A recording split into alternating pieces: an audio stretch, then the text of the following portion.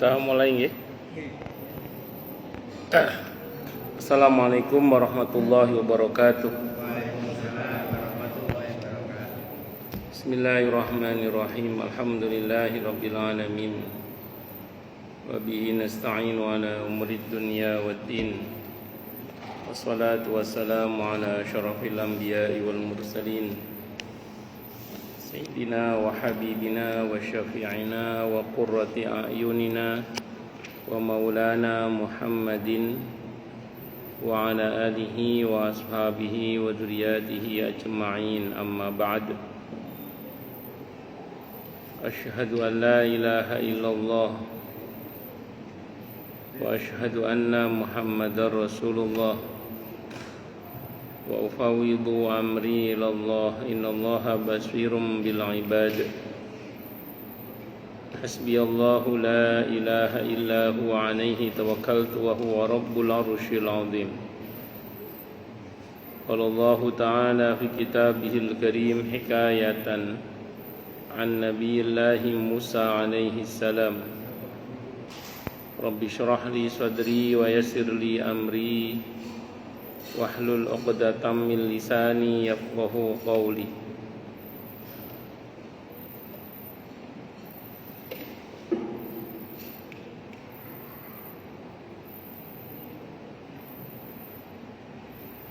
Para alim,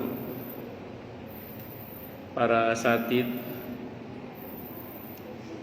para asatidah, para bapak dan ibu serta adik-adik sekalian, hafidhani wa hafidhakumullah, wabil khusus segenap pengurus Masjid Asy-Syuhada, yang semoga pengurusnya dan jamaahnya selalu dalam naungan rahmat, barokah, perlindungan serta bimbingan Allah Subhanahu wa taala. Amin Allahumma amin insyaallah. Dan tentu kita berdoa kepada Allah Subhanahu wa taala, Allahumma inna nas'aluka ilman nafi'a wa rizqan thayyiba wa amalan mutaqabbala wa fatahallahu lana futuhal arifin. Allahumma inna na'udzubika min ilmin la yanfa' wa amalin la yurfa' wa qalbin la yakhsha' wa du'a ila yusma'. Allahumma ati anfusana taqwaha wa zakkiha anta khairu man zakkaha anta waliyuha wa maulaha. Allahumma innaka afuwun tuhibbul afwa fa'fu anna. Amin Allahumma amin insyaallah.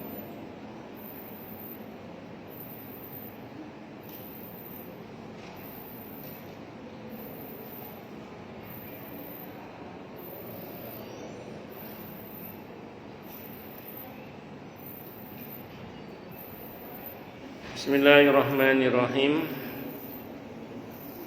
Kemarin kita udah bahas di surah Shad. Fahada, kata Ibnu Katsir,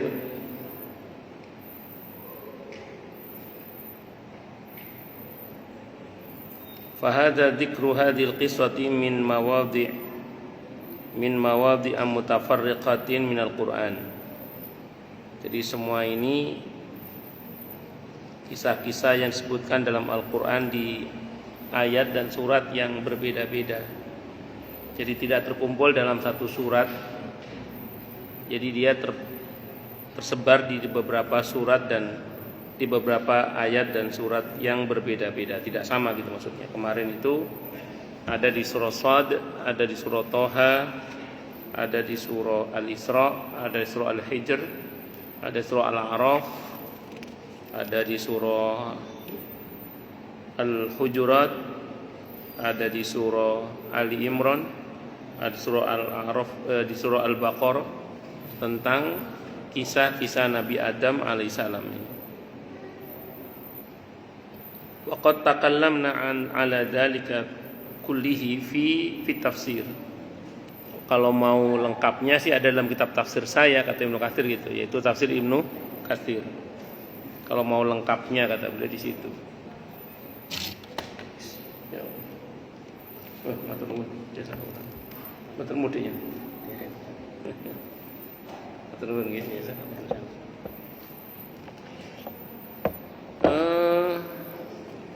Walinudzakkira hahuna matmuna ma dallat alaihi hadhil ayati al-karimati.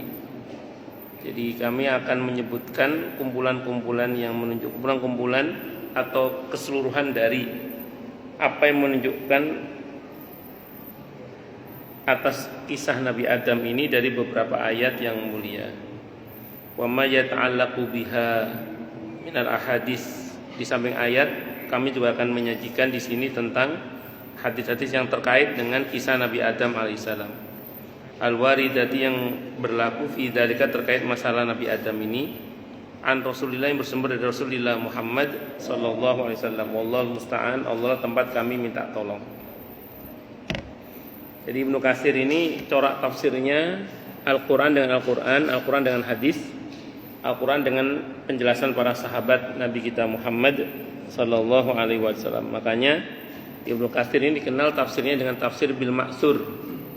Tafsir bil ma'sur itu tafsir yang ditafsirkan dengan ayat dengan ayat, ayat dengan hadis, terus ayat dengan perkataan para sahabat. Itu namanya tafsir bil ma'sur namanya. Dan jenis tafsirnya takhlili. Takhlili itu enggak tematik. Nah, kalau Qisasul Anbiya ini berarti tematik. Tematik berkaitan dengan tema para kisah-kisah para nabi.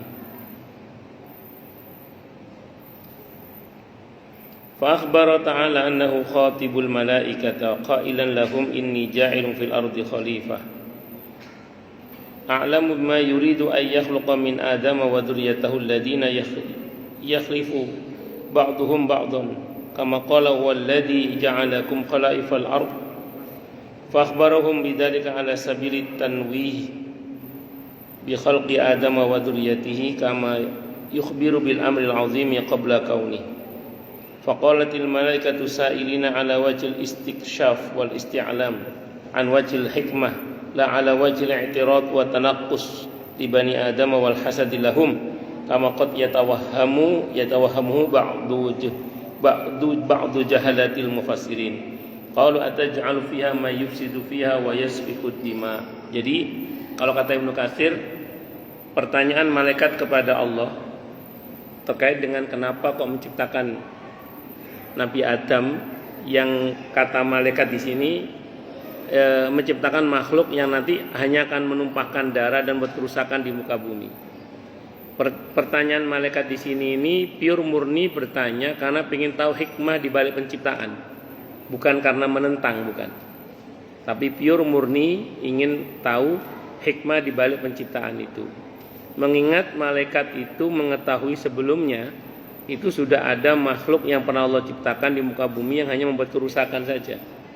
Nah, para malaikat ini bertanya, jangan-jangan makhluk yang baru ini sama dengan yang sebelumnya, yang hanya membuat kerusakan saja. Nah, tapi ternyata Allah jawab, inni alamu ma la ta'lamun. Aku lebih tahu daripada apa yang kalian tidak ketahui. Yes, artinya gini, tidak semua hikmah itu lantas bisa kita ketahui dalam kehidupan sehari-hari kita. Semua kejadian yang Allah ciptakan, ini rumus ya. Semua kejadian yang Allah ciptakan itu rumusnya adalah satu, Rabbana ma khalaqta hadza batila. Wahai Tuhan kami, Engkau tidaklah menciptakan semua ini sia-sia. Itu rumus itu. Rabbana ma khalaqta hadza batila. Itu sebagaimana ulil albab yang menyatakan itu di dalam surah Ali Imran ayat 191 nggih, tentang alladzina yadhkurunallaha qiyaman wa qu'udan wa 'ala junubihim wa yatafakkaruna fi khalqis samawati wal ardh rabbana ma khalaqta hadza batila subhanaka faqina adzabannar. Jadi apapun yang Allah buat, termasuk kemarin terjadi pandemi, terjadi ini itu, atau terjadi ini, semua kejadian yang Allah ciptakan itu, terlepas dari ada apa di balik itu ya, terlepas dari apa, yang jelas tidak ada yang sia-sia. Tidak ada yang sia-sia, bohong. Semua pasti ada hikmahnya. Ketika Baghdad jatuh oleh pasukan Tartar Mongol itu, ada seorang ulama yang setengah mengadukan kepada Allah terkait tragedi Baghdad dengan mengatakan, ya Allah kok segini-gininya nasib kaum muslimin dengan jatuhnya Baghdad itu, kok segini-gininya gitu, ulama-ulama dibantai macam-macam. Di mimpi ulama itu kayak isyarat dalam mimpi itu dikatakan wis menengowai, kamu tidak ngerti apa hikmah dibalik semua ini. Ternyata memang betul Mongol itu bangsa yang pernah menghancurkan Islam, tapi Mongol juga bangsa yang menyebarkan Islam. Karena Genghis Khan itu ternyata di antara anaknya, di antara anaknya itu ada yang masuk Islam dan menyebarkan Islam ke seantero jagat. Itu barokahnya pasukan anaknya Raja Genghis Khan yang masuk Islam itu. Nah, di antara namanya Joshi kalau nggak salah namanya itu. Sehingga ada buku, saya sempat baca sebuah buku itu, Mongol Tartar, bangsa yang pernah menghancurkan Islam sekaligus bangsa yang menyebarkan Islam. Ya, itu jadi ada hikmah di balik semua itu. Ya, tidak semua hikmah itu bisa kita ketahui, itu aja lah. Tapi sebagian Allah tampakkan, sebagian tidak. Nah, malaikat saat itu tidak Allah kasih tahu, wis menengowai. Aku lebih ngerti timbangane awak. Ini sikap kita harus begitu. Terhadap semua ketentuan Allah itu harus begitu. Rabbana ma khalaqta hadza batila subhanaka faqina adzabannar. Kita harus yakin bahwa semua yang Allah buat enggak ada yang sia-sia. Semua yang Allah buat enggak ada yang sia-sia. Yakin kita. Harus yakin. Itu prinsip dulu. Terus kemudian mungkin ketika kita membaca sejarah di Timur Tengah yang berdarah-darah, dari pertumpahan darah pasca terbunuhnya Sayyidina Umar bin Khattab radhiyallahu anhu, itu kan pintu fitnah terbuka menganga. Setelah terbunuhnya Sayyidina Umar radhiyallahu anhu, pintu fitnah itu terbuka menganga. Seperti tasbih yang jatuh terus. Sayyidina Umar terbunuh, Sayyidina Utsman terbunuh, Sayyidina Ali bin Abi Thalib radhiyallahu anhu terbunuh sampai ibu kotanya pindah ke Kufah. Nanti di masa Sayyidina Muawiyah itu juga terjadi pemindahan ibu kota sampai ke Damaskus karena nggak aman semua itu. Madinah nggak aman lagi. Bagaimana berdarah-darah kejadian di Mekah saat Abdullah bin Zubair jadi khalifahnya. Konflik berdarah, terbunuhnya Sayyidina Husain radhiyallahu anhu di Karbala itu. Banyak kejadian-kejadian berdarah-darah itu. Itu sebagian orang yang nggak paham itu mengatakan itu bagaimana sejarah kaum muslimin itu kok Timur Tengah berdarah-darah itu bla bla bla bla bla. Oke, kita tetap kita harus mengambil pelajaran ya. Jangan sampai itu terjadi pada kita gitu maksudnya. Apapun namanya yang berdarah-darah itu nggak benar gitu maksudnya gitu ya. Tapi tahu nggak apa hikmah di balik semua itu? Gara-gara Mekah Madinah nggak aman, orang otomatis militannya kan pada lari itu. Kok militannya pada menyebar, ada yang sampai ke Eropa, Andalusia itu. Jadi kerajaan besar di Andalusia Spanyol itu kan. Ada yang lari sampai ke Cina, ada yang lari sampai ke India, ada yang lari sampai ke Indonesia, macam-macam. Jadi gara-gara konflik Timur Tengah itu ini diantara hikmahnya. Walaupun kita tidak mendengarkan pertengkaran, saya ulang, kita tidak mendengarkan pertengkaran dan peperangan dalam konteks yang nggak benar antar kaum muslimin yang nggak akur itu. Tapi terlepas dari itu, rupanya ya ada hikmahnya. Di antara hikmahnya adalah tersebar luasnya dakwah Islam itu. Kakek kok kuning, habis minum jamu kunyit kok kuning. Jadi tersebar luasnya dakwah kaum muslimin itu. Jadi Islam nyebar keluar Jazirah Arab sampai saya ulang India, Cina, sampai ke Eropa, sampai kemana-mana. Itu barokahnya, bukan barokah, hikmah dari kejadian yang kita nggak cocok itu, yaitu berdarah-darahnya Timur Tengah. Itu sampai sekarang di antara hikmah konflik Timur Tengah itu adalah banyaknya militan Muslim yang lari ke Eropa terus menikahi ahlul kitab. Zaman sekarang itu banyak imigran Arab itu menikahi ahlul kitab di Eropa itu. Akhirnya di Eropa itu muslimin membludak. Rupanya dari anak persilangan antara Arab sama Eropa itu. Wong Arab adung rapi kan gayana terus. Akhirnya wong wali kota di ibu kota Inggris saja itu muslim itu. Iya. Ada yang mengatakan Pangeran Charles jangan-jangan sudah muslim, jangan-jangan iya. Terlepas dari benar apa tidak, tapi faktanya wali kotanya kan muslim gitu. Di tengah-tengah muslim minoritas dia jadi terpilih, kan luar biasa pengaruhnya berarti. Di Amerika yang rusak itu di antara senatornya kan muslim juga, di beberapa senator kan muslim juga. Nah, itu ya barokahnya konflik Timur Tengah itu. Kalau nggak bisa disebut barokah, hikmahnya lah. Hikmah dibalik konflik itu. Saya ulang, bukan berarti kita membenarkan konflik loh ya. Tetap konflik nggak benar. Tapi itulah yang kalau bahasanya ulama itu namanya setan salah program. Nama setan salah program. Kesannya seolah-olah dia berhasil mengadu domba antar kaum muslimin, tapi ternyata hikmah di balik itu justru semakin menyebar luasnya Islam ke seantero jagat. Bayangkan andaikan Timur Tengah itu aman, tentram, sejahtera, terus para sahabat, para ulamanya di situ nggak kemana-mana misalnya. Kira-kira apa ya kita kebagian cahaya Islam, kira-kira gitu. Kira itu kan barokahnya. Oke, saya nggak nyebut barokah, hikmahnya apa? Konflik. Tapi saya ulang, tetap kita jangan mendukung konflik. Konflik itu tetap jangan didukung. Tapi di antara hikmah yang takdir, yang terdapat takdir kan itu seperti itu. Dan saya jauh-jauh ada perumahan tertentu, saya nggak tahu nama perumahannya. Itu ada konflik antara masjid dengan MTI. Jadi ada konflik antara masjid MTI masjid sama rumah Quran, konflik sama rumah Quran. Akhirnya rumah Quran itu porik lepas dari masjid kan. Akhirnya bikin rumah Quran di dekat masjid itu. Terus lama-lama ada rumah Quran lagi. Jadi bermula dari berantemnya rumah Quran dengan masjid, malah banyak rumah Quran di perumahan itu sekarang. Itu namanya setan salah program. Karepe ben bentrok antar kaum muslimin, malah rumah Qurannya tambah banyak.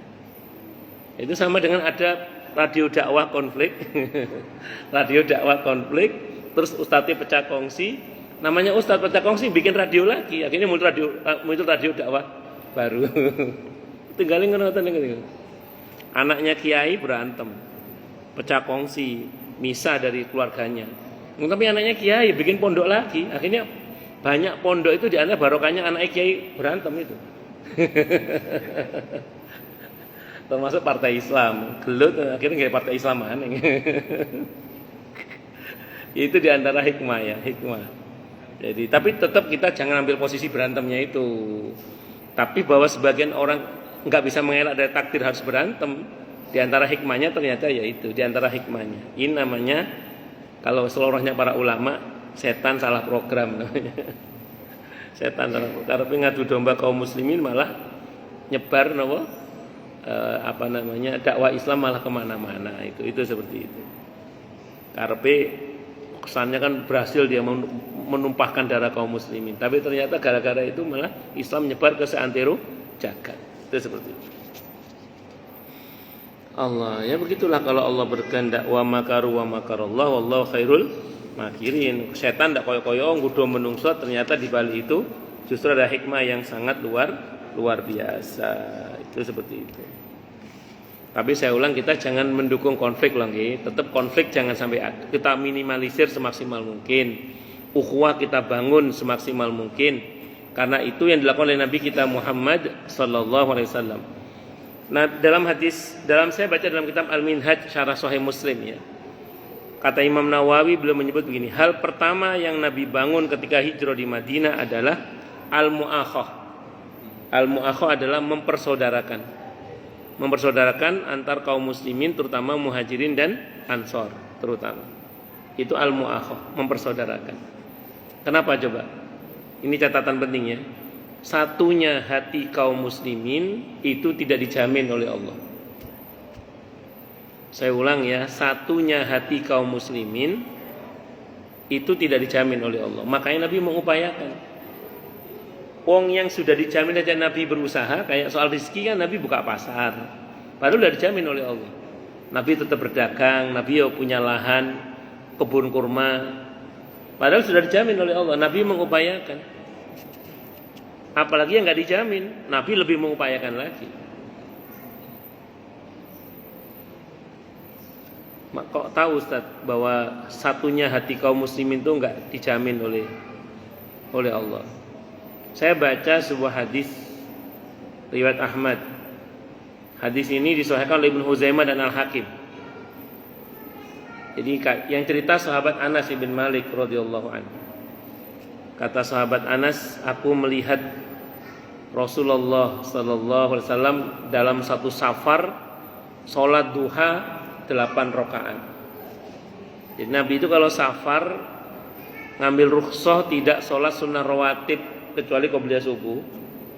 Tapi kalau salat sunnah yang lain Nabi tetap salat termasuk duha. Nabi salat. Kata sahabat Anas bin Malik radhiyallahu anhu, aku melihat Rasulullah sallallahu alaihi wasallam salat duha saat safar 8 rakaat. Selesai salat, beliau menemui kami para sahabatnya, kata beliau, barusan aku selesai salat dengan penuh pengharapan dan kecemasan, kata Nabi. Aku minta kepada Allah 3 hal. 2 Allah kabulkan, 1 Allah tolak. Yang pertama, aku minta kepada Allah agar umatku jangan kalah dalam menghadapi musuhnya. Allah kabulkan. Kata Imam Suyuti rahimahullah, muslimin itu kalau perang, kalau menang dapat rampasan perang, kalau mati syahid. Itu dua-duanya menang, kata Imam Suyuti. Itu barokah doanya Nabi. Kita bisnis dapat untung, berhasil dapat untung. Kalau ditipu uangnya lari orang misalnya, naudzubillah min dzalik. Apapun yang hilang dari seorang mukmin nilainya sedekah. Apapun yang hilang dari seorang mukmin nilainya sedekah. Dan musibah itu merontokkan dosa. Pun muslimin kalau kerjasama berhasil dia dapat untung, dizalimi rontok dosanya. Ya, so enak. Dari orang sama nggak pernah kalah uangnya. Itu yang kalau bahasanya Nabi menakjubkan, urusan seorang mukmin itu menakjubkan semuanya. Kalau diberi nikmat dia bersyukur, diberi musibah dia bersabar. Dan semuanya baik. Makanya kata Imam Suyuti, tidak bisa kita mengalahkan seorang muslim, itu tidak bisa. Karena di semua pilihannya dia menang. Jadi menang ngame kurang balik. Intinya satu. Yang kedua, kata Nabi, aku minta kepada Allah agar umatku jangan diuji dengan paceklik yang sangat itu loh, paceklik yang seperti pacekliknya Nabi Yusuf itu loh. Nah, yang beruntun bertahun-tahun. Itu Nabi mohon begitu agar jangan sampai umatku diuji oleh Allah dengan kemiskinan yang sangat dalam bentuk paceklik yang dahsyat itu. Sebagaimana paceklik di zaman Nabi Yusuf alaihissalam. Dan itu dikabulkan oleh Allah. Makanya nun sewu nggih, kalau ada satu wilayah mengalami paceklik yang sampai membinasakan istilahnya gitu, itu patut kita waspada. Jangan-jangan kita kurang sholawatnya untuk Nabi kita Muhammad SAW. Jangan-jangan kita kurang ikuti sunnah Nabi kita Muhammad SAW. Jangan kita kurang ittiba kepada beliau. Jangan kita kurang mendakwahkan dakwah Rasulullah Muhammad SAW. Karena harusnya itu nggak terjadi harusnya. Sering orang mengkaitkan bagaimana dengan kejadian di Palestina misalnya yang masyarakatnya bla bla bla. Saya sering sampaikan di banyak tempat ya. Kalau negeri itu bukan negeri yang diberkahi oleh Allah, barangkali udah gulung tikar dari dulu. Karena musuhnya Zionis itu persenjataannya kan nomor 1 di dunia. Sementara saudara kita di Palestina itu hanya pakai batu. Terus kemudian berkah dari Allah untuk mereka ditunjukkan dalam bentuk apa? Tidak takut mati. Iya, itu negara-negara Eropa menawari mereka ngungsi, itu nggak ada yang mau itu. Itu kan ditawari ngungsi oleh negara-negara Eropa untuk pindah, nggak ada yang mau coba. Dan mereka nikmati semua itu. Kalau panjenengan hari ini melihat mereka menangis, Itu wajar karena melihat anaknya meninggal, suaminya meninggal, istrinya meninggal, keluarganya meninggal, wajar. Tapi mereka menangis hanya saat itu, tapi tidak untuk besoknya. Itu kan kegagahan yang luar biasa namanya. Berapa kali diboikot luar biasa, tapi ya dengan izin Allah ada saja makanan yang masuk ke dalam itu. Bahwa ada kejadian ini itu, ya itu kan konsekuensi dari sebuah peperangan, tapi pertolongan Allah untuk mereka itu nggak henti-henti loh, dengan izin Allah itu nggak henti-henti. Ada saja dengan izin Allah. Yang paling nyata itu gini, kalau tetap kita harus mengutuk aksi genosida itu ya. Berapa ratus atau berapa ribu masyarakat rakyat Palestina yang terbunuh gara-gara itu? Hampir tiap hari. Berapa sih penduduk Gaza? Kalau menurut teori harusnya sudah habis kan penduduknya. Nyatanya ente ono penduduk. Lah tekan di penduduk yang mati kemarin kok si ono padahal iya. Kalau menurut teori kan habis kalau menurut teori itu. Kalau menurut teori. Tapi nyatanya ente sampai lagi. Padahal di berita itu yang mati sekian ribu, sekian ratus, sekian ribu. Berapa banyak penduduk mereka? Tapi nyatanya gak ente sampai lagi. Oh no ay. Qadar Allah. Itu kalau bukan karena pertolongan Allah apa namanya? Nah, jadi semuanya kalau asal kita hubungan dengan Allah dan Rasulnya beres, tidak akan diuji dengan paceklik yang berkepanjangan insya Allah. Itu yang kedua. Allah kabulkan kata Nabi. Yang ketiga, aku minta kepada Allah agar umatku jadi satu saja, nggak pecah-pecah. Nabi itu resah karena Yahudi terpecah dalam beberapa kelompok, Nasrani terbelah dalam beberapa kelompok, penyembah dewa-dewa terbelah dalam beberapa kelompok. Nabi pengen umatnya jadi satu aja, nggak usah terpecah-pecah. Jadi kalau bisa ya NU semua gitu, Muhammadiyah semua, Persis semua, Al-Irsyad semua, gitu. Al-Khairat semua, Al-Wasliyah semua. Kalau boleh gitu. Tapi Allah tidak mau. Allah tidak mau. Kata Nabi yang terakhir ditolak oleh Allah. Yang terakhir ditolak oleh Allah. Jadi Allah tidak menjamin satunya kaum muslimin. Satunya hati kaum muslimin itu enggak dijamin oleh Allah. Makanya di Al-Qur'an kan Allah negur nabinya dengan mengatakan walaupun engkau wahai nabi menginfakkan sebesar gunung emas, engkau tidak akan sanggup menyatukan hati mereka. Tapi Allah lah yang berkuasa menyatukan hati mereka. Makanya Nabi itu untuk sesuatu yang dijamin saja Nabi mengupayakan, apalagi yang tidak dijamin. Maka Nabi mengupayakan maksimal mempersaudarakan kaum muslimin, terutama muhajirin dan ansor. Makanya saya senang sama spiritnya Pak Fuad, spiritnya Pak Nurdin dan beberapa pengurus asyuhada yang berusaha menjaga ukhuwah nih. Ini dipertahankan Pak. Karena ini nggak dijamin, karena ukhuwah ini nggak dijamin soalnya. Kenapa? Karena saya ulang tadi, pas Nabi mohon itu ditolak oleh Allah. Jadi satunya hati kaum muslimin itu nggak dijamin oleh Allah. Makanya harus diupayakan. Dan Nabi mengupayakan betul itu dengan membuat program Al-Mu'akhah, mempersaudarakan di antara kaum muslimin itu. Allah, makanya kalau sampai ada orang yang seneng berantem, maaf ya nun sewu, jenengan ngaji, kok setelah ngaji kok semangat berantem? Itu tolong dikoreksi gitu. Jangan salah ngajinya. Itu aja, betul. Loh, kok saya berani ngomong gitu? Aus dan Khazraj itu perang berabad-abad.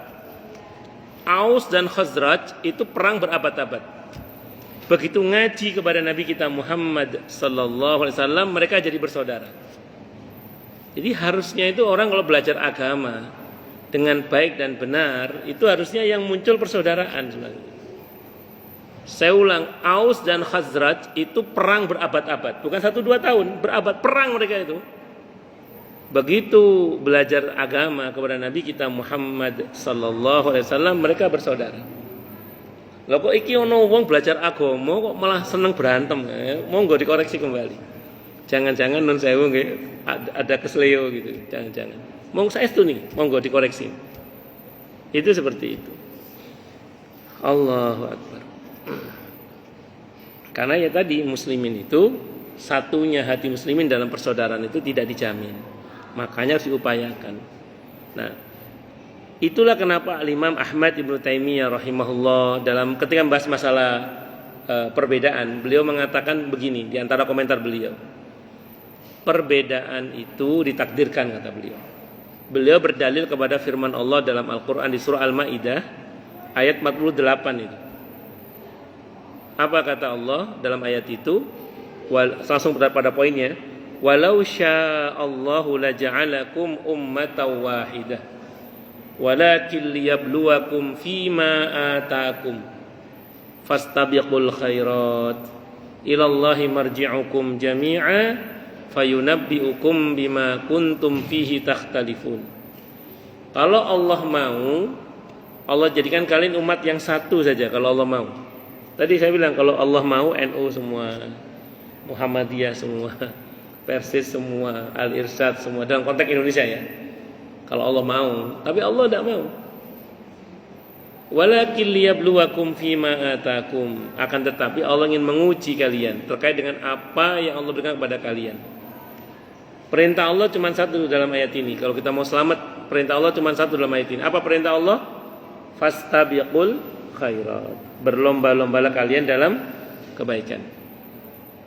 Ilallahi marji'ukum jami'a. Kepada Allah lah kalian semua akan kembali. Fayunabbi'ukum bima kuntum fihi takhtalifun. Nanti Allah akan putuskan terkait dengan apa yang kalian sengketakan dalam masalah ini. Allahu Akbar. Jadi kata kuncinya di pada fastabiqul khairat. Berlomba-lomba dalam kebaikan. Tidak usah saling gasap, gesek, gosok. Tidak usah saling menjatuhkan. Tapi saling berlomba-lomba dalam kebaikan. Ilallahi marji'ukum jami'a fayunabbi'ukum bima kuntum fihi takhtalifun. Itu seperti itu. Allahu Akbar.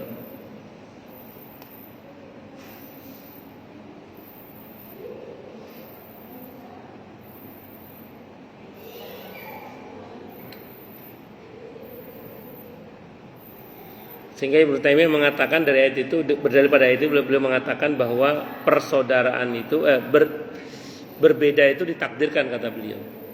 Tapi ingat, bersaudara disyariatkan. Jadi saya ulang, berbeda itu ditakdirkan, tapi bersaudara itu napa disyariatkan. Innamal mu'minuna ikhwah. Bahwa mukmin itu bersaudara. Mukmin itu bersaudara. Nah, bersaudara itu tidak harus saling membenarkan. Bersaudara itu antara saya dan Anda boleh berbeda. Kalau saya salah, ingatkan saya. Kalau Anda salah, Anda juga harus saya ingatkan.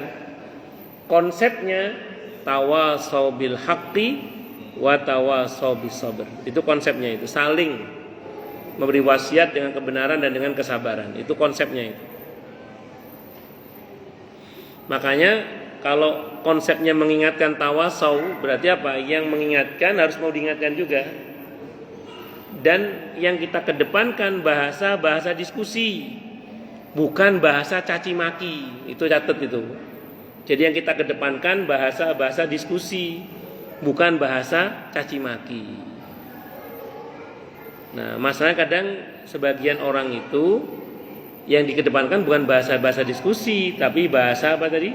Caci maki. Langsung mudah ngasih stempel itu loh. Nah, ini sesat, ini salah. Jangan buru-buru begitu. Kedepankan bahasa diskusi, bukan bahasa caci maki. Itu seperti itu. Allahu Akbar.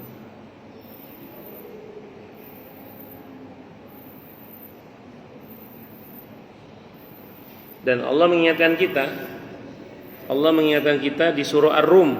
Surah Ar-Rum surah ke-30 nggih. Ayatnya ayat 31. Ayat 31 sampai 32.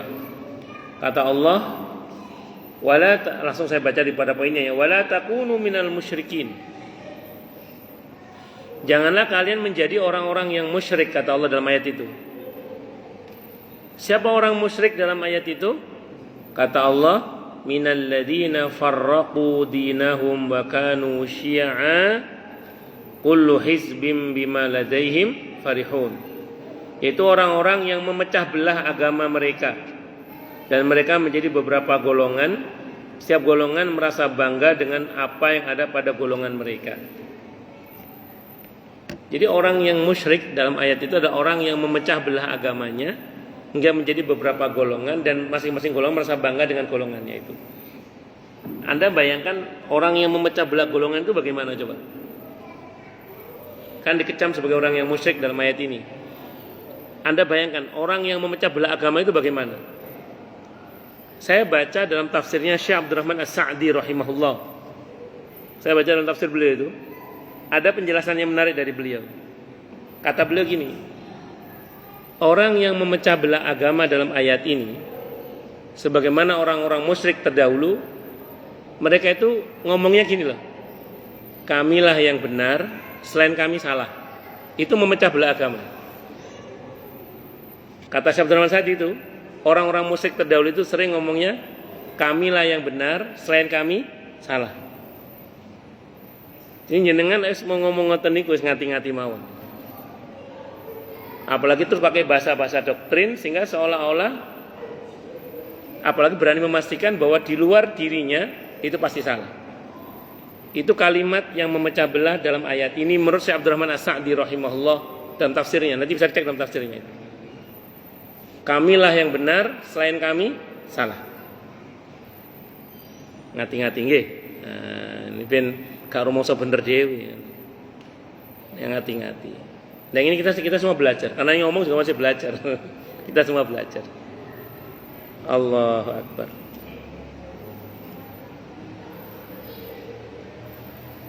Allahu Akbar. Pun. Wala takunu minal musyrikin minal ladzina farraqu dinahum wa kanu syi'a kullu hizbin bima ladaihim farihun.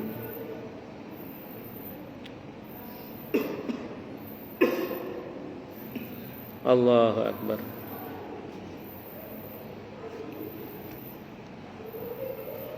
Qila alimu anna dzalika kainun bima ra'au mimman kana qabla adam minal jin. Qalahu Qatadah, kata Qatadah, malaikat nanya seperti itu gara-gara para malaikat menyaksikan sebelum Nabi Adam ada makhluk yang memimpin bumi dari kalangan bangsa jin yang membuat kerusakan di muka bumi itu. Akhirnya diusir ke dimensi lain. Tapi masih di bumi juga. Wa qala Abdullah bin Umar, berkata siapa Abdullah bin Umar radhiyallahu anhuma, kanatil jinnu qabla Adam bi alfi amin. Adalah bangsa jin sebelum Nabi Adam itu kira-kira 2000 tahun. Jadi bangsa jin berkuasa di bumi kira-kira berapa? 2000 tahun. Kata Ibnu Abbas, kata Abdullah bin Umar, kata Abdullah bin Umar. Fasafakut tima'a, maka mereka menumpahkan darah.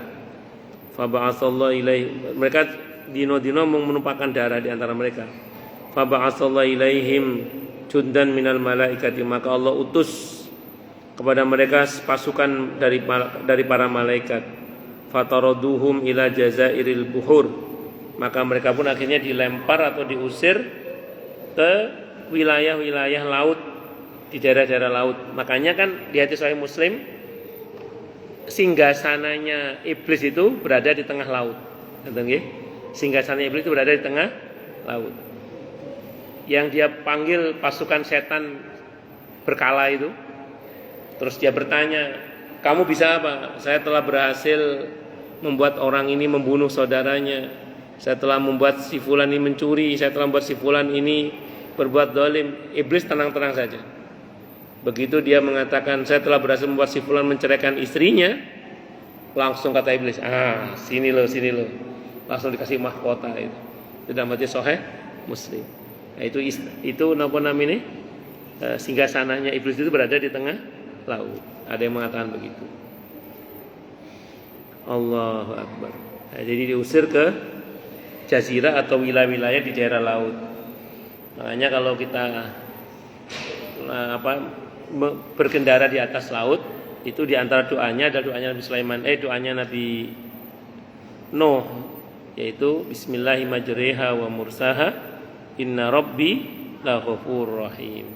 Subhanalladzi sakhkhara lana hadza wa ma kunna lahu muqrinin wa inna ila rabbina munqalibun. Itu Nabi Sulaiman berkaitan dengan angin yang bisa atas bismillahi majriha wa mursaha inna rabbi laghafurur rahim. Itu di antara doa yang bisa kita baca kalau kita melintas di lautan-lautan.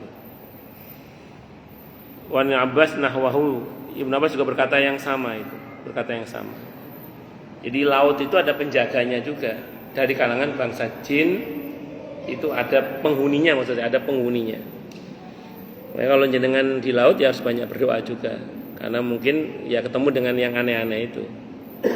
Nah, kalau Nyiroro Kidul dan seterusnya itu gimana Ustaz? Saya kurang tahu ya, cuman sependek yang saya pelajari sebagai orang Jawa itu sejarah Nyiroro Kidul itu tidak ada di Majapahit. Makanya Majapahit itu terkenal angkatan lautnya tuh hebat-hebat. Jadi Majapahit itu terkenal angkatan lautnya hebat-hebat. Andai kan mitologi Nyiroro Kidul itu ada sejak zaman Majapahit, Majapahit nggak akan sehebat itu angkatan lautnya itu. Jadi nyatanya angkatan lautnya Majapahit itu luar biasa. Saya ulang, kalau mitologi Nyiroro Kidul ada, mungkin nggak sehebat itu angkatan lautnya Majapahit. Usut punya usut itu dengar-dengar atau betul apa enggak? Itu sejak ada di era Mataram. Di era Mataram itu mulai ada mitologi Nyiroro Kidul, di mana setiap Raja Mataram sampai detik ini itu dianggap suaminya Nyiroro Kidul. Sehingga kalau raja salah membuat keputusan, itu yang dikambing hitamkan adalah Nyiroro Kidul. Nah, iya, padahal itu ya salah rajane dhewe. Itu mitologi Nyiroro Kidul itu sejak era Mataram kata, kalau saya nggak salah ya. Tapi bahwa kemudian ada bangsa jin di sana, iya. Ada bangsa jin sana, iya. Ya, makanya kita harus banyak berdoa juga kalau main di laut itu. Nggak di laut aja, di hutan juga sama, kita harus banyak berdoa. Karena andaikan mata kita bisa melihat, barangkali setiap jengkal tanah itu tidak ada yang sepi dari bangsa jin. Andaikan mata kita bisa, saking banyaknya bangsa mereka itu. Allahu Akbar. Ini kita ngaji ini aja, yang kelihatan aja segini nih. Nah, yang nggak kelihatan bisa jadi lebih banyak. Dan yang kelihatan belum tentu manusia semua yang kelihatan. Kita tidak tahu ya. Allah, saya pernah cerita sih kemarin bahwa ketika Nabi dakwah di Taif, Nabi ditolak oleh manusia kan, tapi bangsa jin masuk Islam itu setelah Nabi dakwah di Taif. Rupanya ketika Nabi dakwah di Taif, itu bangsa jin mendengarkan dakwah beliau. Nah, jadi bangsa manusia menolak, bangsa jin yang masuk Islam. Gitu. Dan yang cerita itu Nabi dalam hadis Sahih Bukhari itu. Cerita tentang bangsa jin yang tobat dan masuk Islam itu dalam Sahih Bukhari. Seingat saya saat itu saya pas ngaji Sababun Nuzul surah Al-Isra. Terus dikutip riwayat Bukhari, Imam Bukhari. Jadi ada dukun manggil jinnya. Ada dukun manggil jinnya, dipanggil jinnya itu. Dipanggil enggak datang-datang. Akhirnya datang juga, tapi sudah hampir subuh gitu. Kata dukun itu setengah ngamuk lah. Wah, kamu saya panggil nggak datang, kemana kamu? Kata jin itu dalam Sahih Bukhari itu, aku makal, sorry bos, saya udah tobat masuk Islam. Sorry, saya udah tobat, saya nggak mau lagi suruh-suruh anda untuk nyihir. Saya udah tobat masuk Islam. Akhirnya jin itu masuk Islam dan tidak mau lagi suruh nyihir-nyihir itu. Nah, itu yang saya pernah cerita mungkin di kajian subuh itu, bahwa itu saya baca di Sababun Nuzul surah Al-Isra, hadisnya Sahih Bukhari itu. Hadis Bukhari maksud saya. Nah, rupanya di zaman sekarang kejadian juga itu. Jadi ada seorang ustadz, saya nggak sebut nama ustadznya, takutnya anda kenal ya. Wah. Kedatangan tamu dukun dari Depok, Pak. Pokoknya sering ke dukun tahu lah, Pak. Tapi udah tobat sekarang dia, udah tobat ya. Ada dukun dari Depok itu datang ke ustadz itu. Dia bilang, Ustadz, saya minta dibimbing untuk tobat. Bapak siapa? Saya dukun, Ustadz. Saya dukun terkenal di Depok. Dukun terkenal di Depok. Pokoknya sering ke dukun kenal pokoknya. Nah, terus kenapa Bapak tobat? Begini Ustaz, cerita dia. Saya itu manggil jin saya punya 2 jin Ustaz. Punya 2 jin yang sering saya pakai untuk nyihir orang pokoknya. Saya panggil malam itu enggak datang-datang Ustaz. Jin itu enggak datang-datang. Akhirnya itu datang menjelang subuh kira-kira itu. Saya marah itu. Wah, saya panggil kok enggak datang. Gimana ceritanya katanya? Sorry bos, semalam saya jalan-jalan ketemu dengan pengajian.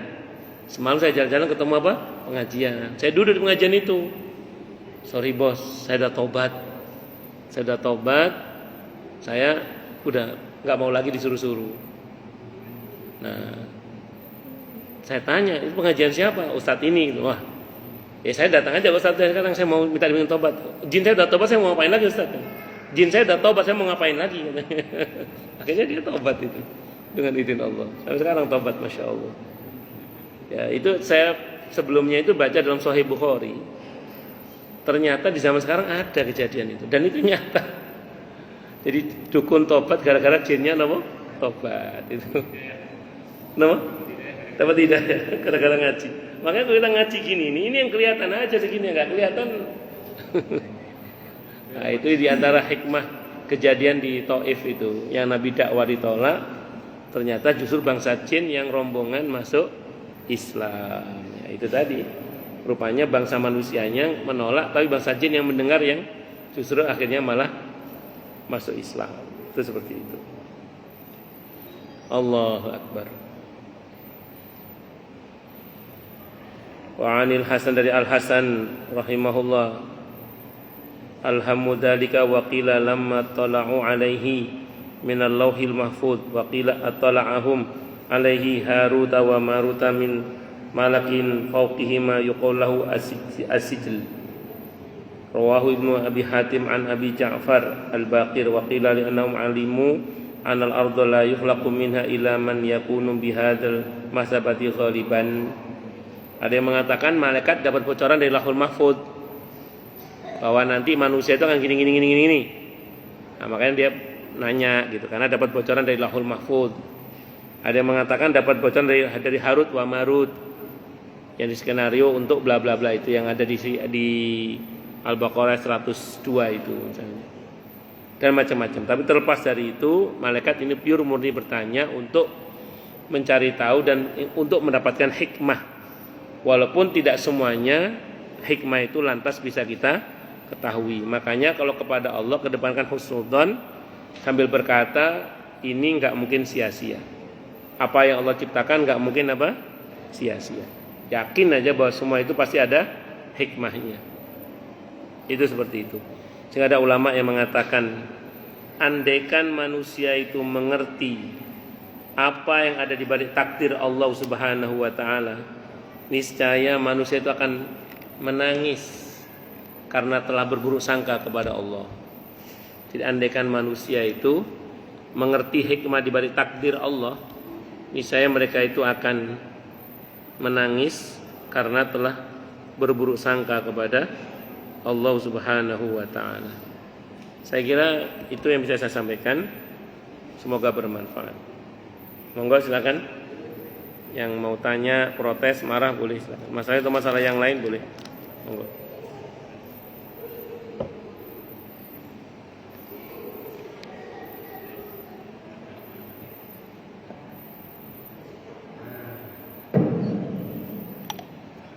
Tanya Ustaz. Ya monggo. Yang pertama tadi terkait dengan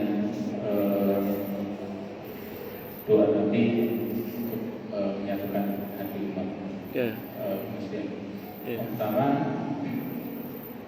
kapan umat Nabi ini mulai terjadi perpecahan sehingga Nabi kemudian berdoa seperti itu? Apakah itu wahyu atau memang saat itu memang sudah terjadi perpecahan? Kalau misalkan sudah terjadi perpecahan, kapan itu mulai terjadi? Yang pertama. Yang kedua, apakah kemudian jika kita berdoa misalnya dalam satu situasi gitu ya, kita berdoa untuk ya Allah satukanlah hati kaum muslimin misalnya gitu, apakah itu ada manfaatnya? Asal kelas Nabi saja ditolak gitu. Terima kasih. Bagus. Menarik ya. Dalam konteks hadis itu yang saya pahami, Nabi itu resah dengan fenomena di mana Yahudi terbelah dalam beberapa kelompok. Nabi melihat Nasrani juga terbelah dalam beberapa kelompok. Penyembah dewa-dewa juga terbelah dalam beberapa kelompok. Nabi itu resah. Wajar sebagai pemimpin kan, beliau pengen umatnya jadi satu aja deh, nggak usah pecah-pecah kayak mereka gitu. Maka Nabi mohon pada Allah agar umatnya jadi satu saja. Tapi kata beliau fa'aba alayya, yang terakhir ditolak oleh Allah. Namun ingat tadi saya katakan bahwa justru karena nggak dijamin itulah makanya Nabi mengupayakan. Termasuk di antara doa Nabi apa? Allahumma alif baina qulubina wa aslih data bainina. Tidak sia-sia. Karena Nabi mencontohkan dan Nabi mengajarkan doa itu. Allahumma alif baina qulubina wa aslih data bainina. Ya Allah, satukanlah, pertautkanlah hati-hati kami ini dan perbaikilah keadaan di antara kami ini. Itu bukan hal yang sia-sia. Minta terus kepada Allah. Justru karena nggak dijamin, minta kepada Allah. Minta. Uang yang dijamin aja Nabi masih minta, apalagi yang nggak dijamin. Minta kepada Allah. Allahumma alif baina qulubina wa aslih data bainina. Minta betul kepada Allah. Nah, gitu nggih. Wallahu alam bisawab. Nah, nanti di belakang hari menjelang Nabi wafat itu dapat bocoran wahyu Nabi itu. Yang setelah salat subuh Nabi berpesan, nanti sepeninggalku kalian akan melihat banyak sekali perbedaan-perbedaan. Pesan saya, Nabi ada panjang pidatonya Nabi itu. Itu Nabi dapat bocoran wahyu kalau itu. Kalau yang ini sependek yang saya pahami konteks hadis itu Nabi melihat fenomena di mana Yahudi terbelah dalam beberapa kelompok bla bla bla. Nah, Nabi ingin umat jadi satu saja. Matan yang saya pahami. Wallahu a'lam bishawab. Oke. Assalamualaikum warahmatullahi wabarakatuh. Waalaikumsalam warahmatullahi wabarakatuh. Ustaz menanyakan tentang rekomendasi di surat Ar-Rum ayat 31 dan 32 itu. Karena kamu termasuk orang-orang yang menyekutukan Allah, bangga dengan objeknya dan bangga dengan kelompok golongannya. Pengertian di sini menyekutukan Allah itu apakah sama dengan yang di surat An-Nisa 48 sosial yang berbeda? Oh, nggih. Nggih, bagus sami-sami nggih. Bisa ke sana. Karena statement orang musyrik dalam ayat ini kalau kita baca dalam tafsir Syekh Abdurrahman As-Sa'di rahimahullah, beliau mengatakan kamilah yang benar, selain kami salah. Letak syiriknya di mana Pak itu? Memutlakkan kebenaran pada dirinya. Padahal yang mutlak benar itu hanya Allah. Berarti itu syirik apa itu? Kan syirik banyak cabangnya ya. Di antaranya syirik itu. Ya karena dia telah memutlakkan kebenaran pada dirinya. Padahal yang mutlak benar itu hanya Allah. Nah, bisa masuk ke An-Nisa ayat 48 atau 116 itu bisa. Karena syirik itu ada banyak jenisnya. Pada tingkat tertentu bisa menjadi syirik akbar. Walaupun tidak semua jadi syirik akbar ya, tapi bisa mengarah ke sana. Nah, makanya kan hati-hati jangan sampai begitu. Nah, saya tambahkan tadi ada yang terlupa. Ayat niki Pak Fuad, ayat Ar-Rum, surah Ar-Rum ayat 31 32 itu kalau jenengan buka kitab tafsir, hampir semua mufassir yang saya baca tapi ya, itu selalu mengkaitkan dengan hadis Nabi Dawud tentang bahaya aswabah.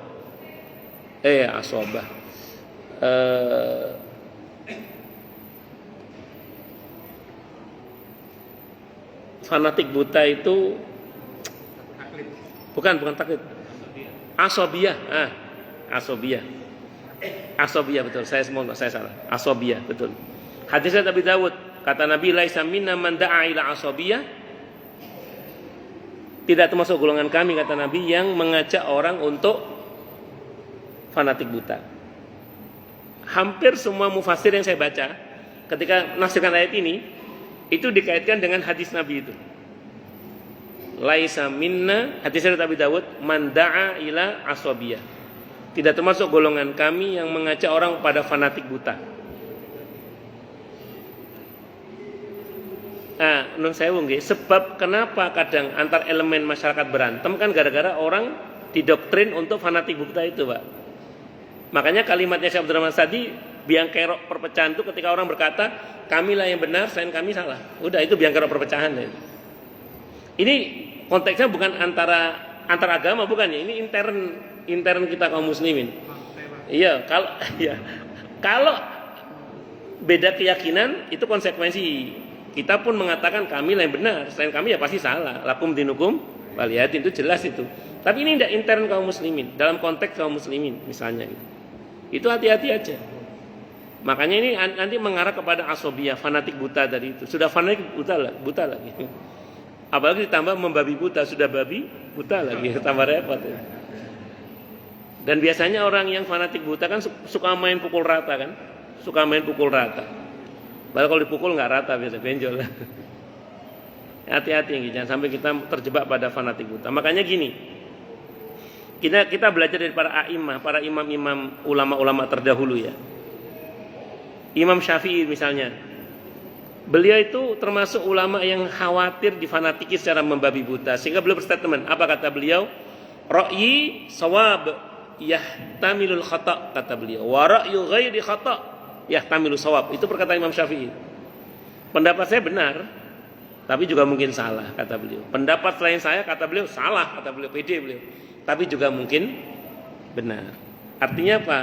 Beliau membuka ruang-ruang diskusi untuk dikritisi, dan beliau membuka ruang-ruang untuk bisa menerima pendapat orang lain. Imam Malik saking khawatirnya difanatiki, beliau pidato di Raudhah, beliau berpidato. Semua orang pendapatnya bisa diterima dan ditolak, illa sahibah hadzal qabri, kecuali penghuni kubur ini, yaitu Rasulullah Muhammad sallallahu alaihi wasallam. Itu Imam Malik. Imam Hanafi mengatakan haram seseorang berfatwa dengan pendapat saya tanpa mengerti hujah saya. Maksudnya apa? Jangan sembarang ngambil pendapat saya, pahami hujahnya, biar nggak fanatik buta gitu maksudnya. Dan beberapa ulama kita dulu itu saking takutnya difanatiki itu.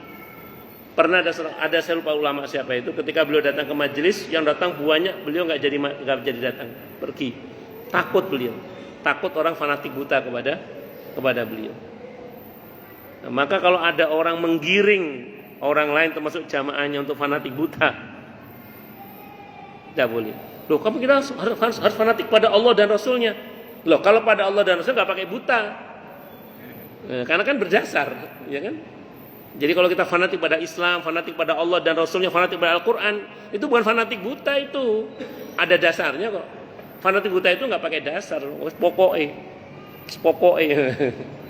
karena dari pokoknya repot. Nah, itu seperti itu. Nah, kita ini jangan seperti itu. Ngerti gimana? Yang lain silakan. Assalamualaikum warahmatullahi wabarakatuh. Waalaikumsalam warahmatullahi wabarakatuh. Soal puasa ya. Oke. Seandainya ada orang yang dia itu pekerjaannya betul berat sekali. Kalau puasa nggak kuat. Nah, apakah yang kondisi ini dia hanya bisa bayar fikih aja? Nah, kamu ganti atau bagaimana? Saya pernah ada jamaah nanya ke saya itu. Dia ini kerja di pabrik baja dan dia nggak kena shift, jadi dia selalu siang kerjanya, dan pabrik baja itu panas, dia bagian yang panas itu. Dia nanya gimana saya Ustaz, ya intinya dia nanya karena dia kan butuh pekerjaan juga untuk menafkahi anak-anaknya. Saya sampai bilang nggak bisa cari kerjaan lain Pak. Sementara belum bisa Ustaz, ya baru ini pekerjaan saya. Saya bilang gini Pak, saya bilang ini, tetap Bapak sahur, saya bilang, tetap niat puasa, Ramadan tetap niat. Berangkat kerja puasa Pak, tetap puasa. Adapun nanti di tengah-tengah pekerjaan Bapak nggak sanggup, Bapak batalkan puasanya. Terus gantinya nanti di hari yang lain di mana Bapak bisa puasa. Masa nggak ada liburnya Pak? Ya ada sih liburnya saya. Pas libur itu Bapak ganti puasa. Pas libur karena masih sanggup puasa Pak. Kecuali dia nggak sanggup puasa, baru dibayar cukup dengan fidyah. Wallahu a'lam bishawab. Nggih ngoten nggih. Nggih, monggo Pak Irman Syah.